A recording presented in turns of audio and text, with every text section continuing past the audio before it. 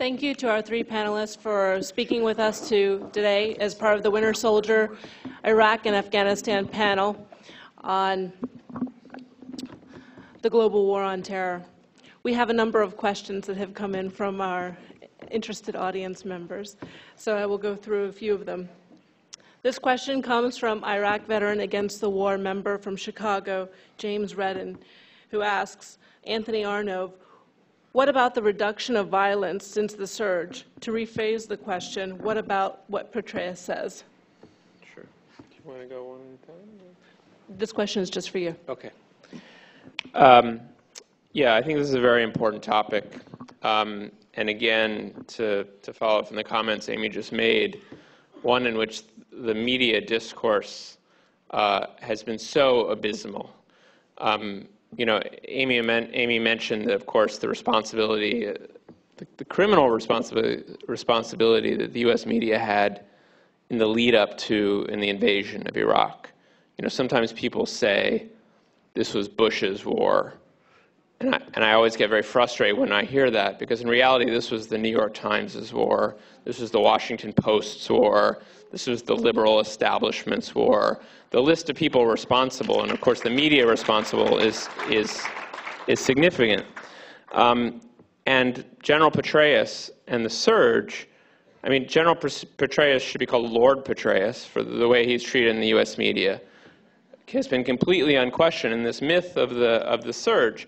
First of all, one of the reasons that there has been a decline of the increase of the rate of violence in Iraq. The level of violence in Iraq is still horrific. Thousands upon thousands of civilians dying every month. The malnutrition, the displacement, the refugee crisis, all continuing. But there's been a leveling off of the rate of increase of violence. Although in February of this year, we saw a huge spike once again. But really, that can be attributed to three factors, none of which have anything to do with the additional 30,000 troops that were dispatched to Iraq in January of last year as part of the so-called Bush surge. The first reason is that Muqtada al-Sadr unilaterally entered into a ceasefire.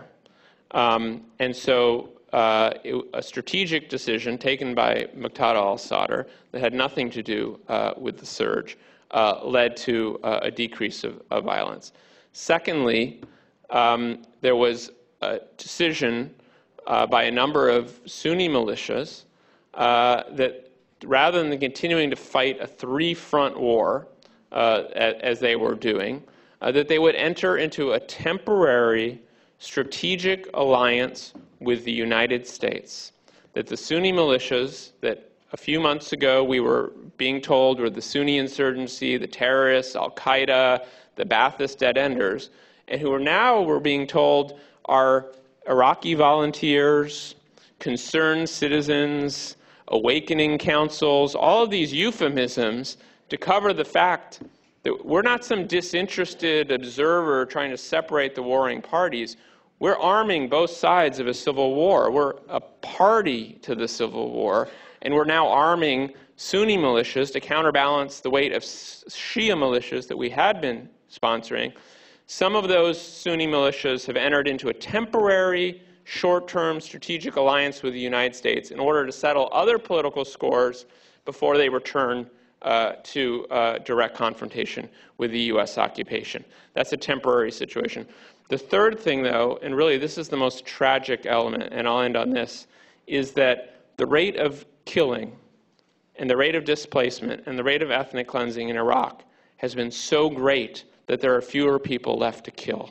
There are fewer people left to ethnically cleanse. There are fewer people left to terrorize.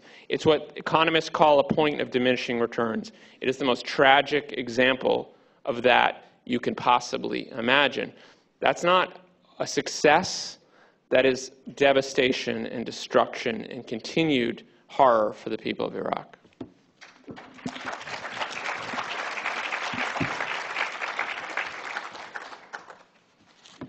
And a Military Family Speak Out member from New Orleans, Al Bernard, asks, how do we take the media from the corporations? It seems like an impossible goal to reach.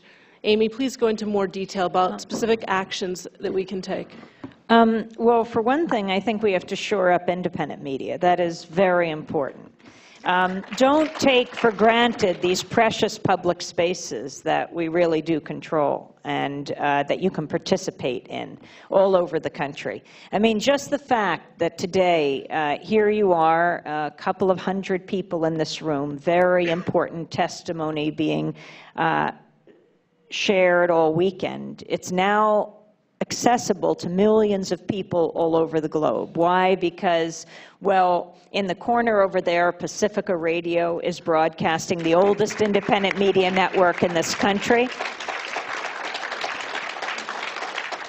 Free Speech TV is broadcasting these hearings at channel 9415 on Dish Network. Democracy Now! And democracynow.org was broadcasting from here. IVAW.org is streaming this live. And public access TV, community radio, public television, all of these independent media outlets, we are really working together in a quilt around this country for a very, very powerful effect. I think the fact that Democracy Now! Is now on almost 700 stations, it's about the hunger for independent voices. People are looking elsewhere. This is a real opportunity, not only to look for other information, but to make your own media, to take back these public spaces and have the conversations in your communities where you bring in the experts, the people in this room and in your communities. And then, of course, though, there is challenging the corporate media. There is the challenging the concentration when the FCC is trying to rewrite the rules to allow media mogul to own the newspaper, radio, and television in town. You'd be surprised, but people across the political spectrum have a visceral reaction against this. So you'll get conservative Republicans in Congress together with progressives saying no, and they're joining forces and they're beating back. First it was Michael Powell's FCC, the son of Colin Powell, and now Kevin Martin, the new FCC chair, as he tried to push through the same kind of media concentration. Be aware. Free Press is a great organization where you can get information. They're having a big conference in Minneapolis at the beginning of June. But it's very, very important that we be media activists, media literate, because it's the place we have these conversations. It's the place where, as Noam Chomsky says, they manufacture consent for war, and that's got to be challenged.